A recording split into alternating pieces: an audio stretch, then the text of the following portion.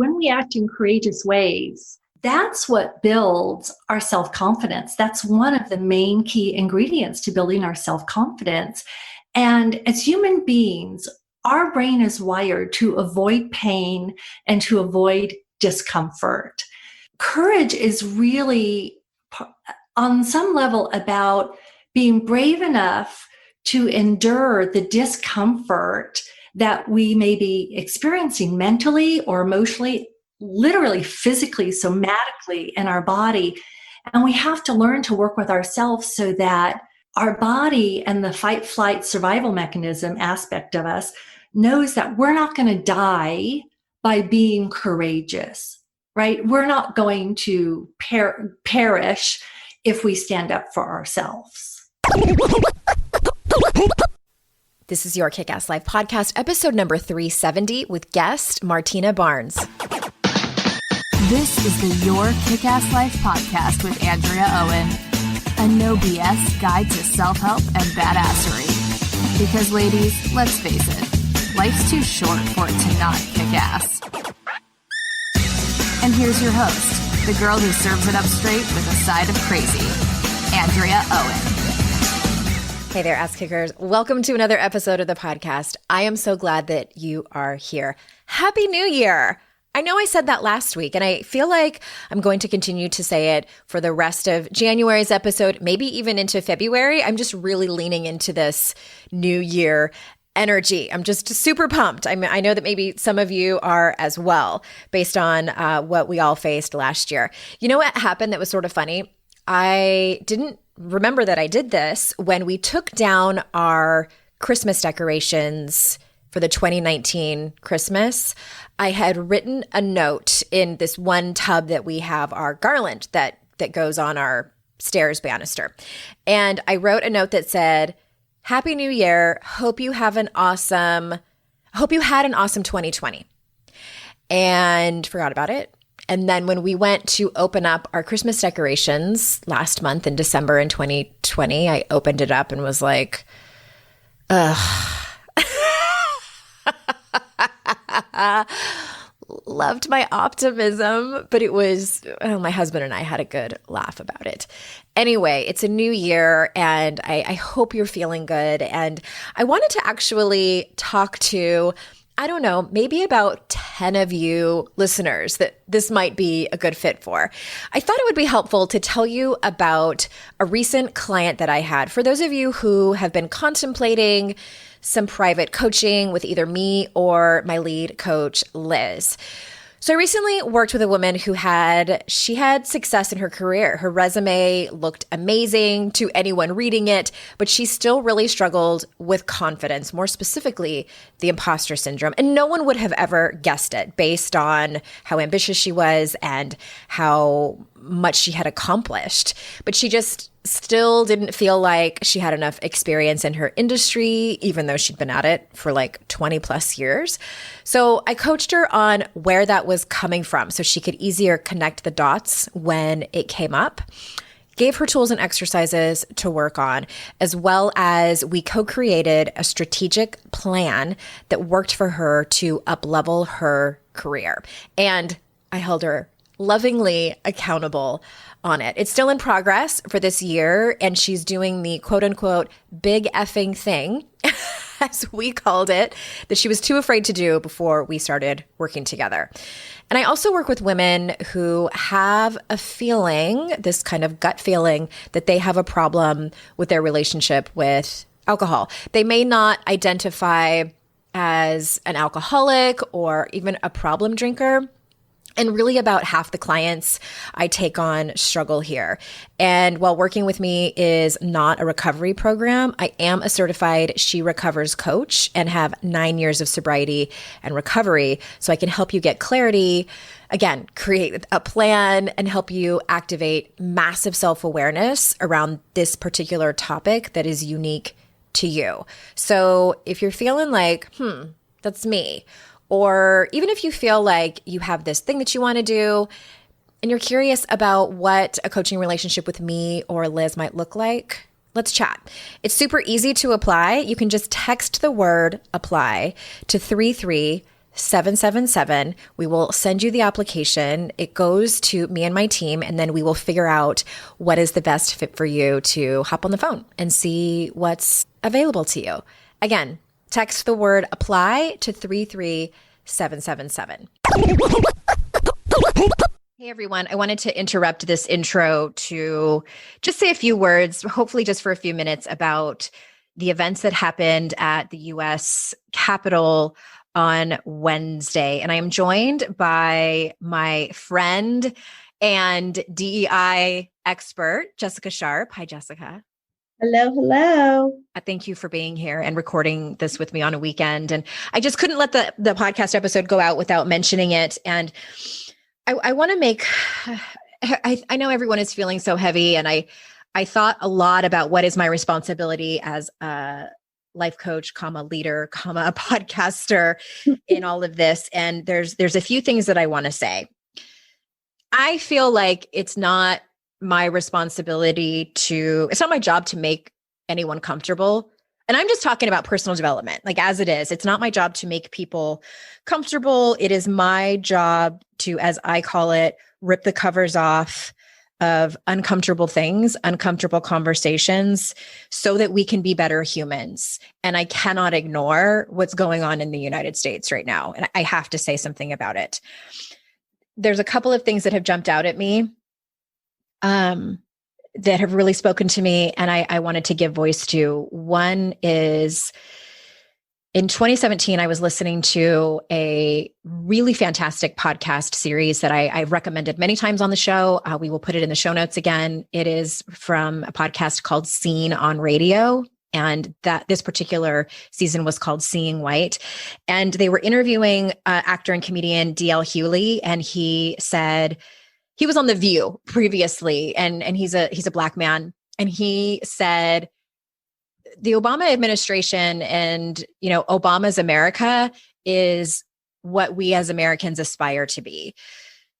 Trumpism and Trump supporters are how we really are as a nation. And he had said that on The View. They brought him on this other podcast on Seen on Radio, and the host asked him about that, and he was talking about it, and I 100% agree with that. The other thing is, there was a Facebook Live that Brene Brown did in 2017 after what happened at Charlottesville, after the terrorism that happened in Charlottesville, Virginia. And I watched it again this morning because that was probably one of my favorite. It was an impromptu thing that she did. She was answering questions too about shame and about what was going on. And she talked about how owning our story gives us the opportunity to write our own ending. And this is what I teach people, right? Like, about how if we're ashamed of certain things in our lives, if we don't acknowledge those things, they will stay with us and they are poison to our lives. This is why addiction happens. This is why numbing out happens so much. This is the birth of perfectionism and people pleasing. This is largely what How to Stop Feeling Like Shit, my second book, is all about. So her whole thing is, once we own our story, it gives us the opportunity to write a new ending. The stories that we don't own us. She continues to say, the story of white supremacy is the story of America. And until we own that and reckon with that as a nation, we will continue to have these massive problems that we're seeing, that we have today. And a lot of people, even President-elect Joe Biden said, this is not who we are. And as soon as he said that, and I'm seeing a lot of people say that too online, and my thought is like, this is exactly who we are. And we have to start naming it. Like, we have to admit that, are there great things about America? Of course there are.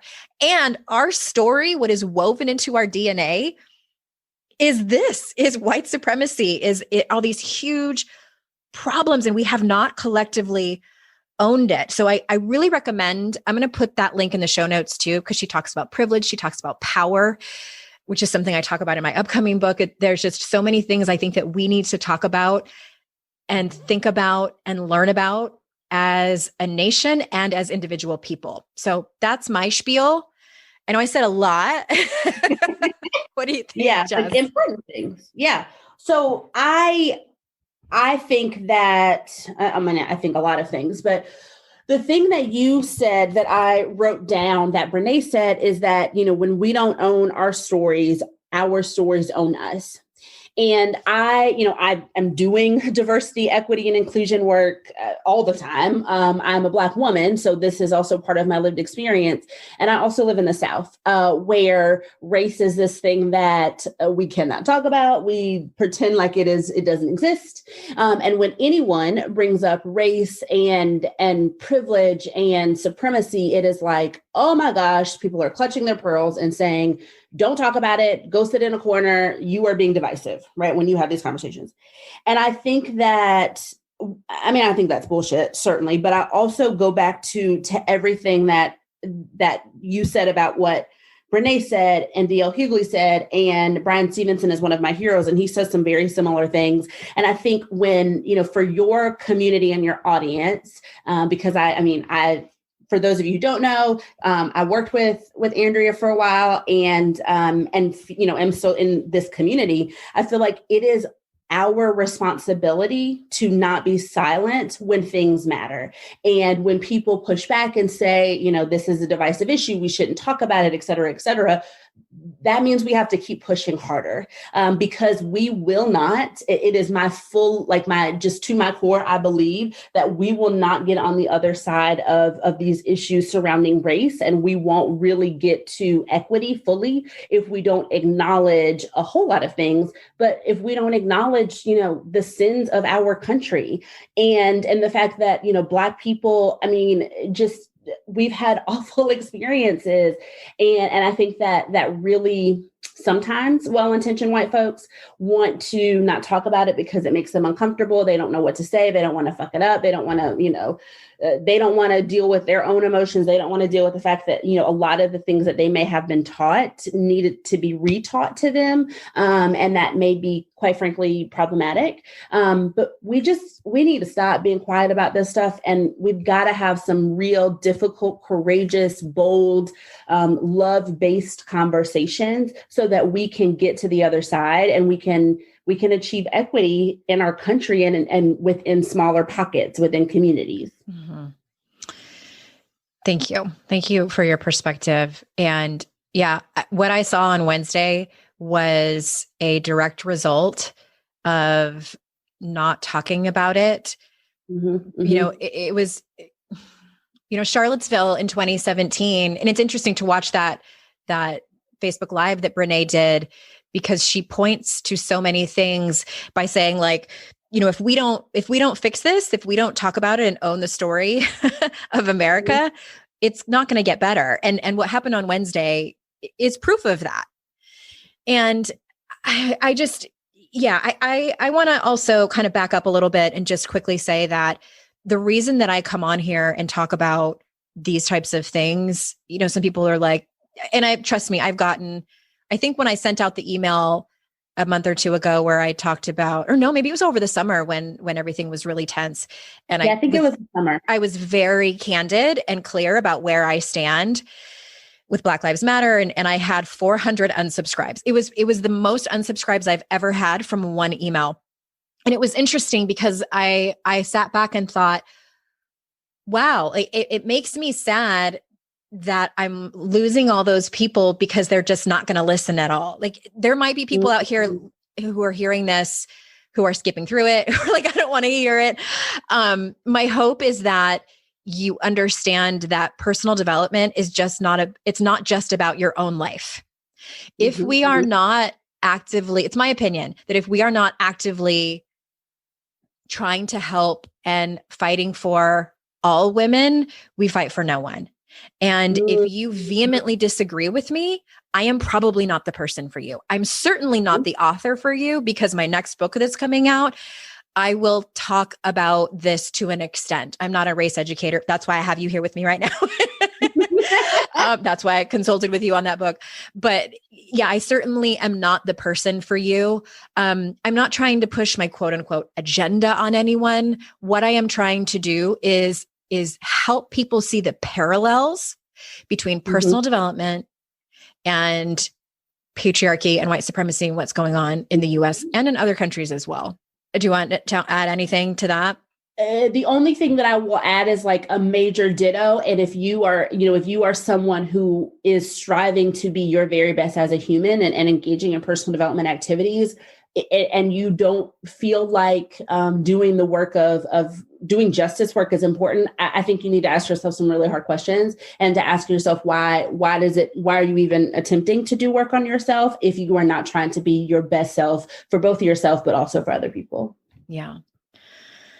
Oh my gosh, it's a lot to think about and a lot to take in. And if nothing else, y'all, if you're seasoned in this conversation, if you have a high tolerance for it like I do, or if you're new to it and want to understand more, I highly encourage you to check out those 2 links that we have in the show notes, the podcast series that I talked about, Seeing White, as well as the Facebook Live that Brene did in 2017. It's about 30 minutes. I'm also going to drop Jessica Sharp's link in there. If anyone works for an organization or needs help with diversity, equity, and inclusion, then definitely check out Jessica. And I think that's it. Thank you, everybody, for bearing with us through this extra 10 or 15 minutes or so. And I'm going to let you get back to the show. All right. Super excited for you to hear this conversation I had with Martina Barnes. So for those of you that don't know her, let me tell you a little bit about her. Martina speaks and teaches about women's empowerment in a way that has her audience engaged, laughing, and nodding in understanding. She teaches women practical ways to shift how they show up for themselves and express reliable personal power in every area of their lives. Martina Barnes is an experienced psychotherapist, life fulfillment coach, and master intuitive who helps high-achieving women transform the areas in their lives where they lack reliable personal power. She teaches her clients and audiences to say yes when you want to say yes and no when you want to say no, so you can get everything you want out of life. So without further ado, here is Martina. Martina, thank you so much for being here. Thank you. I am absolutely delighted to be here, Andrea. Thanks for hosting. Oh, it's my pleasure. And I was looking at your site and doing my research before we did this interview, and I thought to myself, well, this woman is right at my alley, and all the people that listen to this show. So let's get right into it, because all of these topics that we're about to talk about are things that I know that my audience struggle with, and things that I wrote about in my books. And I love, love, love when other people come on to talk about it, because I can say things until I'm blue in the face, but sometimes somebody else says it a little bit differently or uses a different example, and boom, it's a light bulb moment for the listener. So let's start with perfectionism, control, and people pleasing, which are some of the huge ones that, I think probably so many women struggle with. So can you talk about those in terms of what you call the life bus analogy? Yes, I would love to.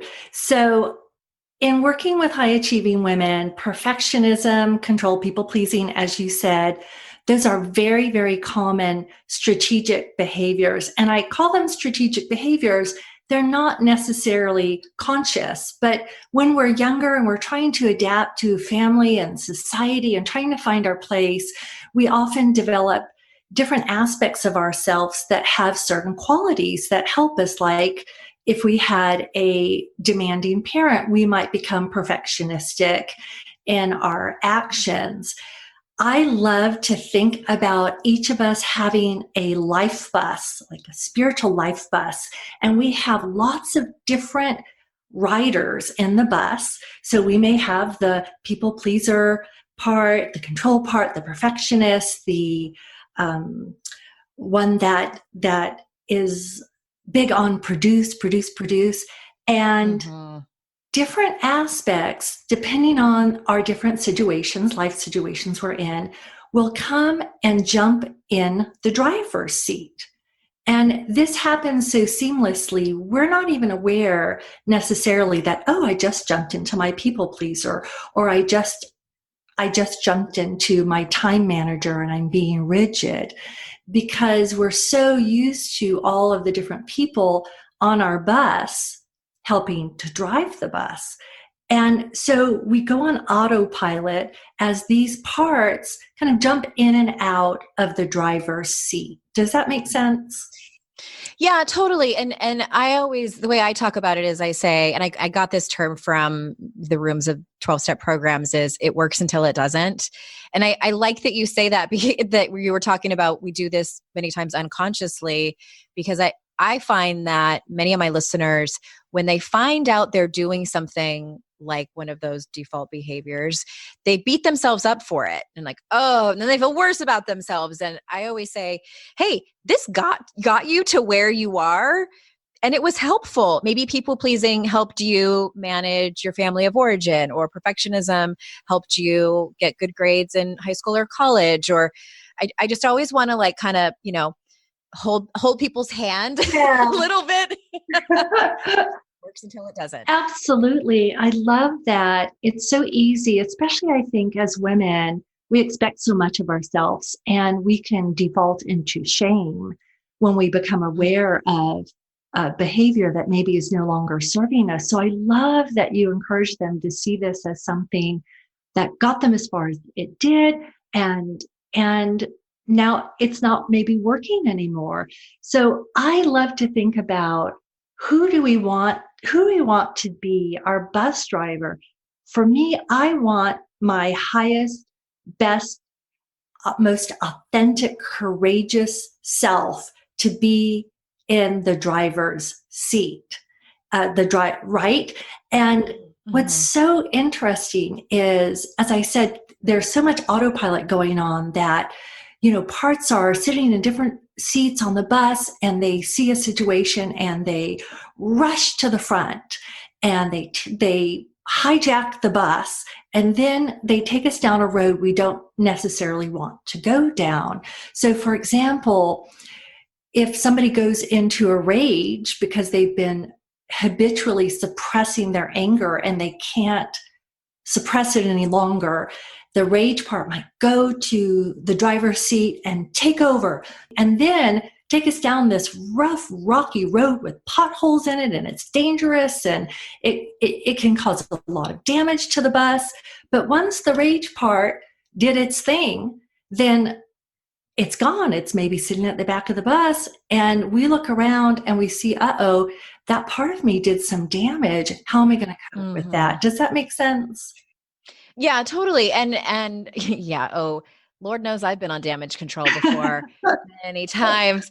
And here's one thing, if I could add something that I talk about fairly often over here, my listeners have probably heard me talk about this before, is that it's not about eradicating. The goal is not to eradicate completely perfectionism and people pleasing and control and overachieving. It's about recognizing when it jumps in the driver's seat of the bus, as you so plainly put it. And for me, I think about my listeners actually when I do this in my own life. So just last week, I was very triggered by someone in my life that I'm kind of dancing this boundary dance with, and I immediately started to type out a text that I would have very much regretted if I sent it. And so I was honestly, I was proud of myself that I didn't do it. And also was self-compassionate enough to understand that that's okay if that's my knee-jerk reaction, because I'm a human. This other person hurt my feelings. I was completely triggered because this person knows me well enough to probably do it on purpose. And I'm like, okay. And I just want to underscore that is really enormous growth for people. Even if I had done it, even if I had sent it and quickly tried to clean it up as best I could, that's still growth too. So the speed at which you can either do your damage control or stop yourself before you send the text, or try to micromanage someone, or, whatever the behavior is, I always like to acknowledge that in my clients, like, hey, this is a big difference from where you were before. Exactly. And you stated all of that so beautifully. We really aren't aiming to eradicate any of these parts that have been helpers for us. And as you said, had that part, taken over your driver's seat and sent that text, that would have been okay too, because that also would have been growth. And if we think about everybody on the bus as parts of like our inner family, we're not going to kill off somebody. Hopefully, we're not going to throw them out the window of the bus. But we want to help these different aspects maybe update their job resumes, because I found that in letting go of perfectionism, I still really enjoy striving for excellence. Yeah. Yeah. And there's a difference. And yes, perfectionism is outward focused. What are people going to think? And striving for excellence is inward focused. Very well stated. What does this have to do with me and my values? Yeah. Well, you might have already answered this, but I want to make sure that we cover it. What blocks high achieving women from having what you call reliable personal power? Probably the top thing I would say is fear, and fear of being perceived as a bitch, scared of loss. I might lose that person. I might fall in disfavor. I might not be perceived as likable anymore. There are some other things I'll share in just a minute. I was thinking about what happened to me the other day. I was purchasing a new car. I had saved my money. I had cash to pay for this car. And I went to several dealers. I drove the car. It's a Toyota hybrid. And I was texting back and forth with a salesperson in Greenville, South Carolina. And he was negotiating with me in a way that I felt like he kept trying to pull the wool over my eyes. And maybe he wasn't used to a woman negotiating as hard as I did. It was very, very polite, but I kept challenging him. I said, for example, a 10% discount on the sticker price for a 2020, and it's mid-November and you're trying to move those cars off the lot. That isn't a great discount. And I quoted the discount that he had sent me an email with, and he said, where did you get that? Where did you get that number? Where did you see that advertised? I said, you emailed it to me. So, and I could feel that he was getting more and more frustrated with me. And I was just trying to advocate for myself. And I was doing it in a strong way. I was doing it with confidence. I was doing it with politeness. And I wasn't concerned if he perceived me as a bitch. Now, maybe even 5 years ago, before I made some major shifts, I would have been concerned about that. And I would have been concerned that I didn't give the sale to him, but I ended up giving it to a dealer closer to me because I felt that they just were a lot more respectful. And so that idea as women, and I know you've probably talked about this 100 times, that if we advocate for ourselves, if we stand up for ourselves, we're considered a bitch. But if a man does that, then he's congratulated. He's patted on the back. Wow, it's just normal behavior for them. Total normal behavior. And so we get scared, and then we need to, in the next step, I think with recognizing our fear, is draw upon our courage. I think that's something that you talk a lot about. Is that right? I do talk about courage here a lot. I'm certified in Brene Brown's work in the Daring Way and her research on shame and courage. And yes, I want to just add one quick thing to your example about when we're in that point of not wanting to be perceived a certain way. And in your case, you're negotiating with this man, and you don't want to be, the former you, I should say, it sounded like, didn't want to be perceived, might not want to be perceived as a bitch. And because we can go into a shame spiral if we feel that we're being perceived that way. And sometimes we know for sure that we're being perceived that way because someone calls us a name or pushes back. So it's not just imagined. They actually do perceive us that way. And then that sends us into a shame spiral. So you were just about to talk about courage, which is one of my favorite subjects. Oh, yes. It's the shame spiral. Oh my goodness. I love that you're certified in Brené Brown's work, because when her work first came out, I got so excited. I feel like I became her shame ambassador. This is before I called myself a groupie of hers. I am certainly a groupie. And so I believe that courage, when we act in courageous ways, that's what builds our self-confidence. That's one of the main key ingredients to building our self-confidence. And as human beings, our brain is wired to avoid pain and to avoid discomfort. So courage is really, on some level, about being brave enough to endure the discomfort that we may be experiencing mentally or emotionally, literally, physically, somatically in our body. And we have to learn to work with ourselves so that our body and the fight, flight, survival mechanism aspect of us knows that we're not going to die by being courageous, right? We're not going to perish if we stand up for ourselves. Yes, which it certainly feels like we're going to when we're in the moment. It does. It's so scary, right? It's so scary. Like our heart starts beating and maybe we get tight in our stomach. We might start to perspire. Palm sweating. Yes. And so, my armpits start to tingle. I know. and it's, to me, it's a little bit like playing that game of chicken. Do you remember that game of chicken with the chicken? Yes. And so it's a little bit like one part of us that's really scared is driving the car. And then there's another part, driving the other car. And if we can hold on to the steering wheel and know that we're not going to crash into the wall, we're not going to go careening over the cliff like Thelma and Louise, we're going to be fine. Just hold on. And the more practice we have at this, the easier it gets. Is that what you have found?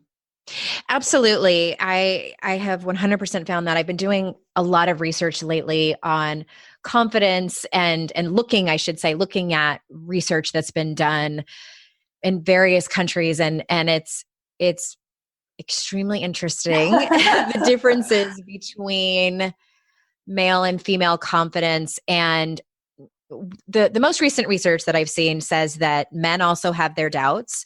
The difference is that men are more likely to take action than women are. Yeah.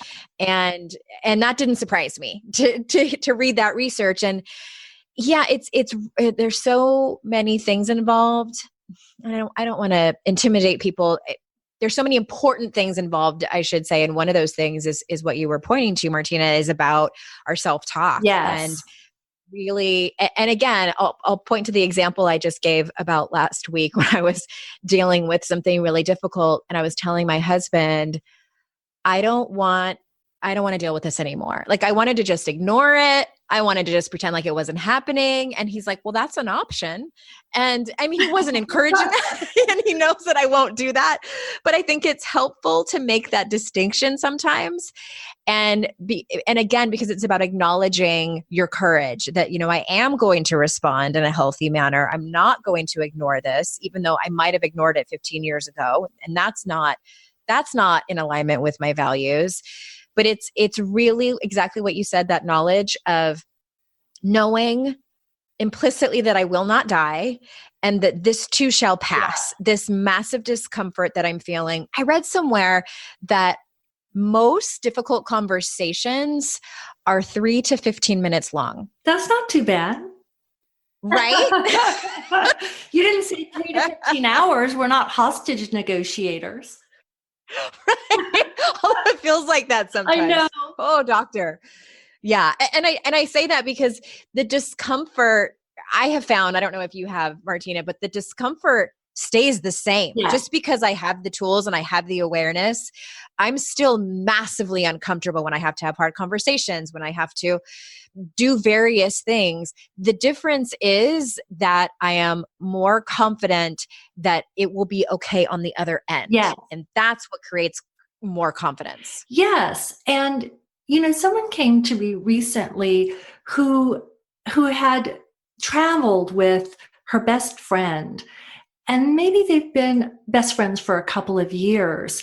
And her friend had withheld the things that was annoying to her about my client. And then at the end of the week, just unleashed a kind of rage on her. Oh dear. And of course she was very taken aback and she felt very traumatized about that.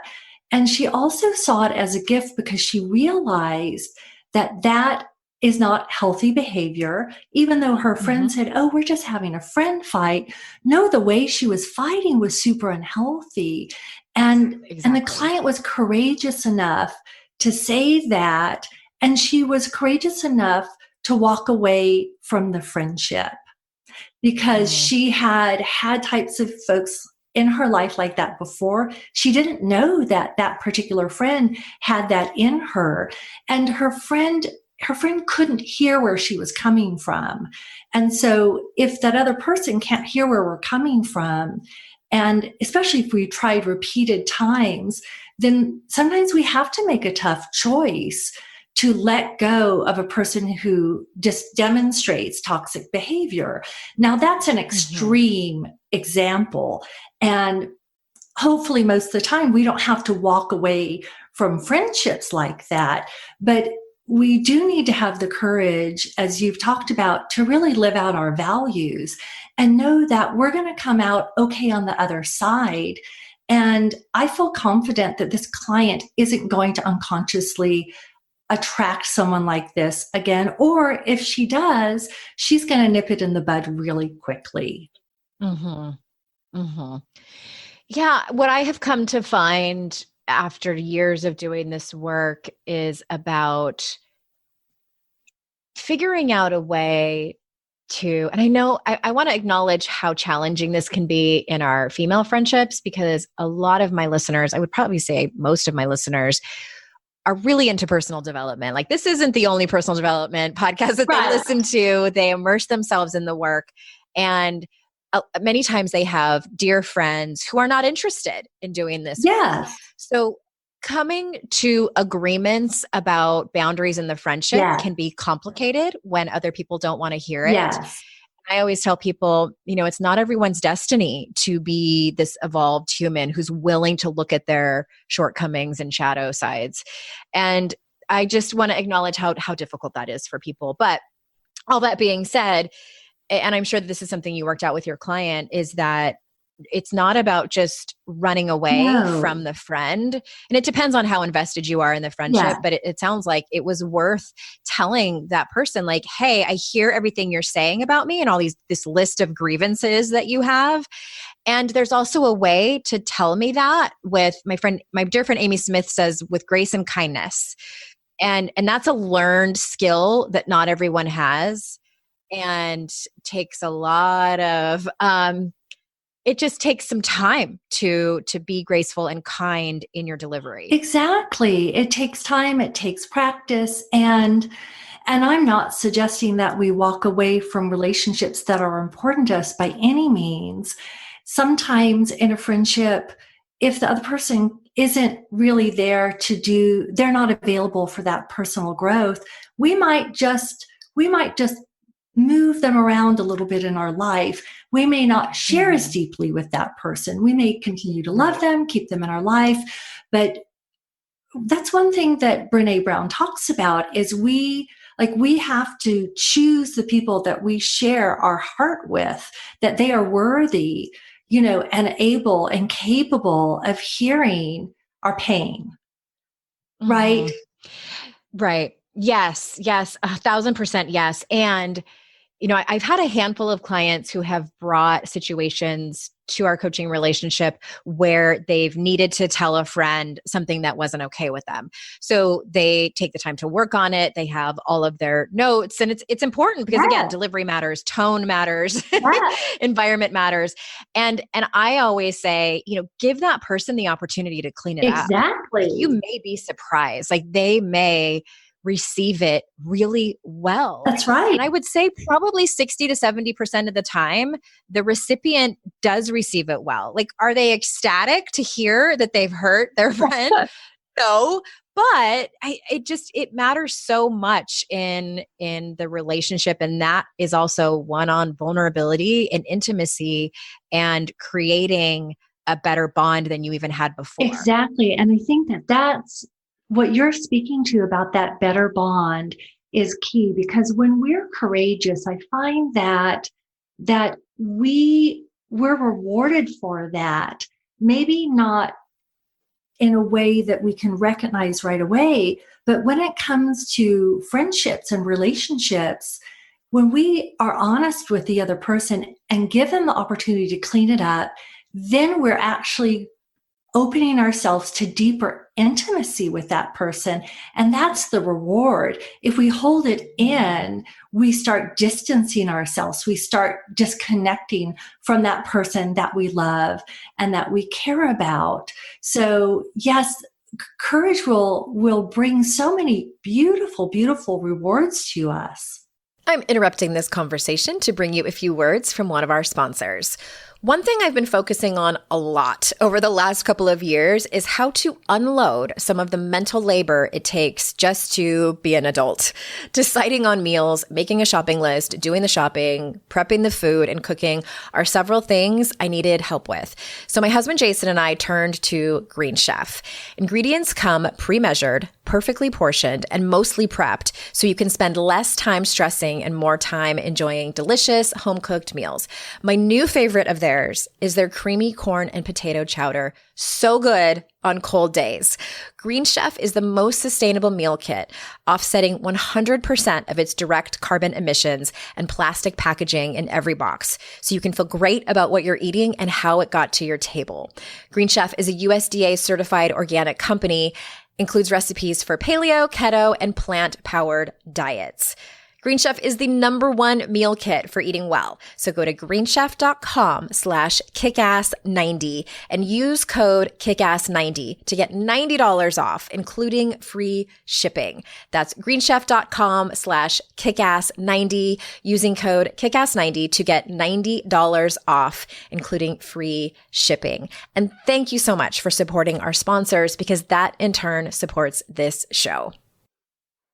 I want to shift gears slightly and ask you about intuition. And I know that you've been a clinician, a therapist for many, many years now. And intuition is one of those things that gets talked about a lot in these circles. And one of the things that I've been especially interested lately in it's, goes along with just being a trauma-informed facilitator. And that is, what role have you seen over the years does trauma play in women listening to their intuition? So more specifically, what I see is women have a hard time listening to their intuition because of past trauma that they've had. What do you think about that? You are spot on.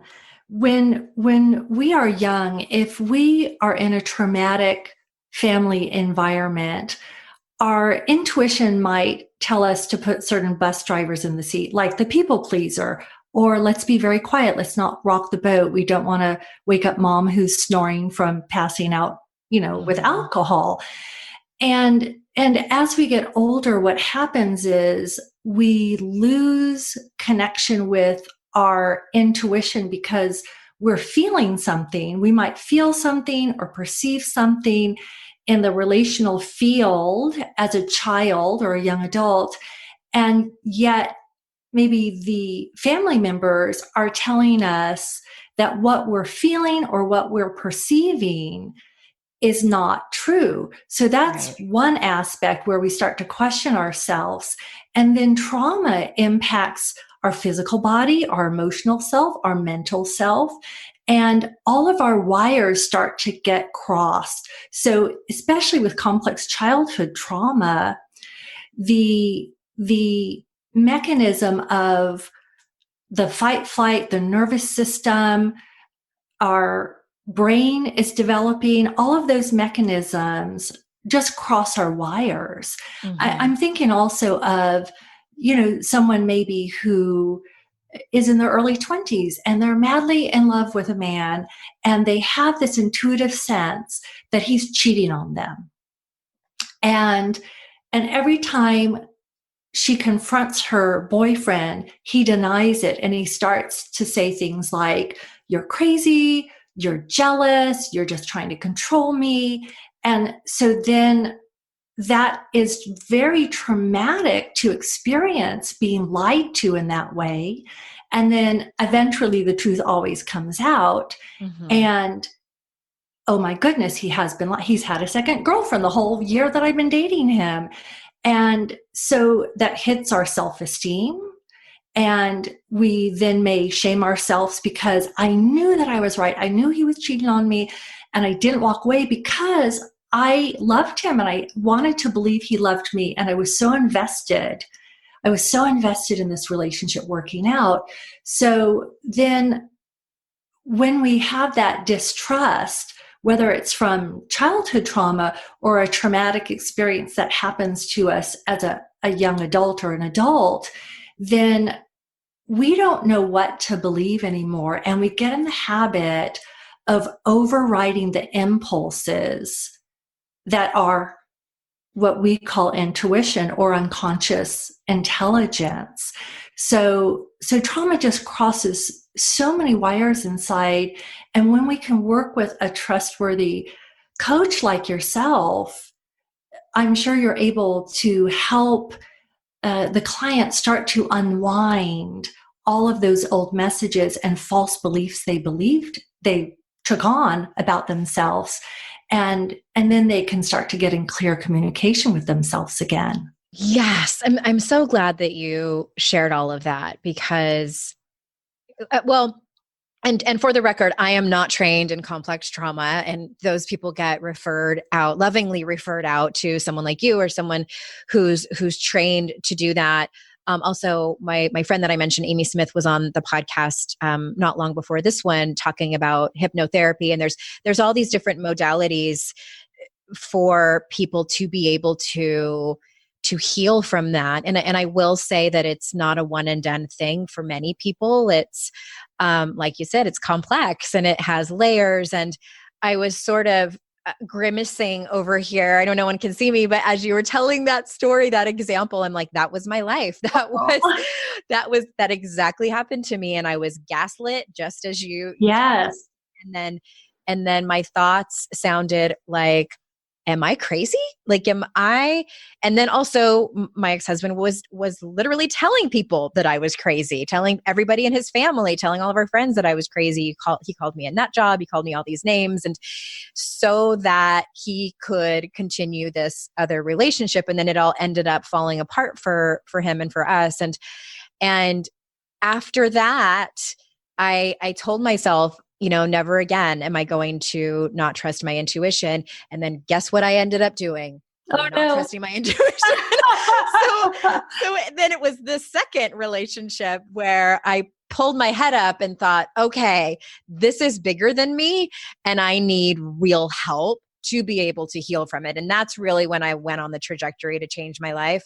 And I say all of that because I just want to underscore that it is complex, and no two individuals will likely have the same experience. I mean, you won't have the same circumstances and the same healing experience. So I encourage people as much as they can to try different things. Right now I'm working with a therapist and we're doing somatic energy healing. I love that. And yeah, it's taken me a long time to trust her. Yes. And I mean, obviously I have trust issues, clearly. Understandably so. And she's been phenomenal. And I'm really happy to be, I mean, you're a self-help junkie when you're excited about. Isn't that the truth? right, walking into this. But anyway, that was a long-winded response of saying thank you for, and I am committed this year, especially started to become more trauma informed and talk about things like that, because I think we are doing a disservice to people in this industry by just saying things like, just trust your intuition, which I've said before, like even in my first book. Okay. And I'm like, oh, except when, and it can be complicated. Very complicated. And you said something really key here, that you said to yourself after your first marriage, never again, I'm going to trust my intuition no matter what.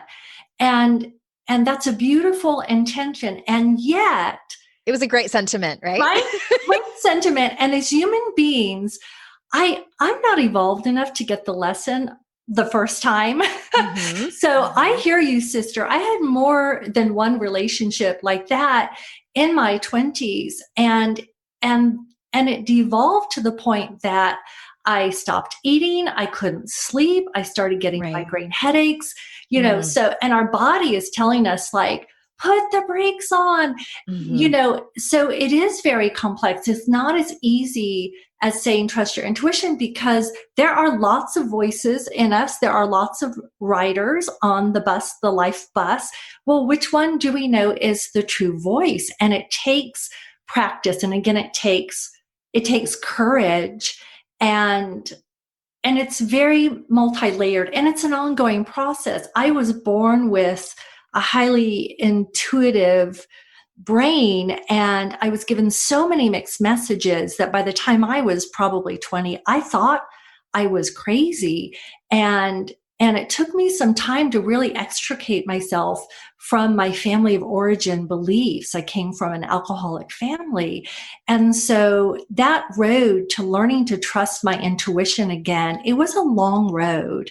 And I had to be patient with myself and not fall into being a victim of the gaslighting, and just know that every time I took a baby little step, that was developing my trust in my intuition. Mm-hmm. And I don't know if you've read this particular book, but it could be a helpful book for your audience. It's called The Gaslight Effect. I haven't read that one. We can put that in the show notes. I think it's Robin Stern who wrote it, and gaslighters, they show up in different ways. Some appear as such good guys, like I'm such a good guy or I'm such a good gal, and they're very sophisticated in their gaslighting. And she really names the different types of gaslighters, and she also names being a gaslightee. Why do we buy into that? What is it inside ourselves that we want to believe or we're trying to work out? I found it a super helpful book. That is really interesting. Yes, I encourage people to learn more about that. But one other thing I want to tag on to this part of the conversation is I learned something from one of my guests a few months ago. We had Britt Frank on. She's a licensed therapist as well, and she specializes in people healing from narcissistic relationships. Oh, and yes. She talked to us about something called reactive abuse. Yes. Which opened my eyes so much, because I had some shame from abusing my ex-husband back when he would gaslight me. And I learned fairly quickly, in order to have some semblance of power in the relationship, how to push his buttons and just shovel the shit right back at him. Of course. And I felt terrible for it. And it doesn't feel good to do when you're doing it. And even the aftermath, it's been a decade and a half. And so I immediately Googled it right after we got off the phone, and I was like, oh my gosh, this is a normal, typical thing that happens in abusive relationships. And if anyone missed that show, go back and listen to it. I got a lot of really great feedback on it, or reactive abuse. Google it. Oh my gosh. Thank you for sharing that. It's so important because it's a survival mechanism. Yes. And that's one response. Another response might be to tend and befriend your abuser. And if you hadn't fought back, who knows what would have happened? Fighting back may have eventually helped you leave the relationship. So there's no shame. It's a completely natural reaction. especially if you have a feisty personality, which I know a lot of my listeners That's right. don't just sit back and don't say anything. It was nice to know that it was a normal part of those types of relationships. Yes. Well, Martina, I have loved this conversation so much. Everyone go to martinabarnes.com. And is there any specific location on the interwebs that you want to send people to where they can learn more about you? I would love folks to check out reliablepersonalpower.com. It's just one page where you can sign up to take a quiz and see where you rate with your reliable personal power. It has a link to my main website as well. It's a fun quiz. It's maybe 10 questions. Fantastic. We love our quizzes, don't we? We do love our quizzes because we have inquisitive minds and we want to know, hey, especially those of us who are personal self-growth junkies, we want to know where we rate on certain things and where we want to beef up our skills. Yes, I've had many guests come on and talk about different personality tests, and I love them too. Okay, reliablepersonalpower.com. Yes. We'll put that link in the show notes as well. Thank you so much for being here. And everyone, you know how much I value your time. Thank you again for joining me and my guests. And remember, it's our life's journey to make ourselves better humans and our life's responsibility to make the world a better place. Bye, everyone. Thank you for listening to Your Kick-Ass Life podcast. If you'd like some extra support, we would love to see how we can help you. You can apply for private coaching by simply texting the word apply to 33777, and the link will be sent to you.